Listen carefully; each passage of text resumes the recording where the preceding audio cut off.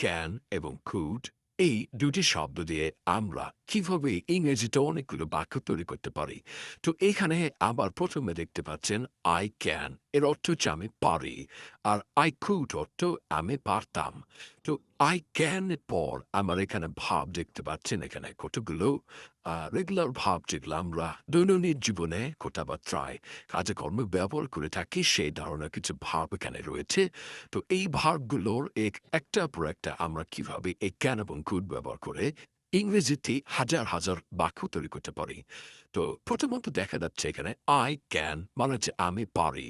আমরা যদি এক নম্বর ভাগের সাথে আই ক্যান যুক্ত করে দেই, তাহলে হবে আই ক্যান গো, মানে আমি যেতে পারি। এটা যদি আমরা কুড দিয়ে করি, তাহলে আসবে আই কুড গো, মানে আমি যেতে পারতাম। ঠিক তেমনি I can come, আমি আসতে পারি।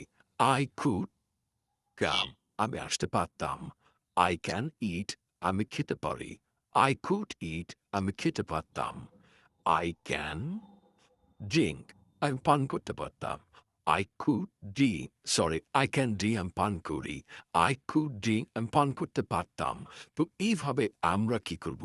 এই প্রত্যেকটা ভাবগুলো এই I can এবং I could এর পরে আমরা বসিয়ে দিয়ে হাজার হাজার এই ধরনের আপনারা বাক্য তৈরি করতে পারবেন।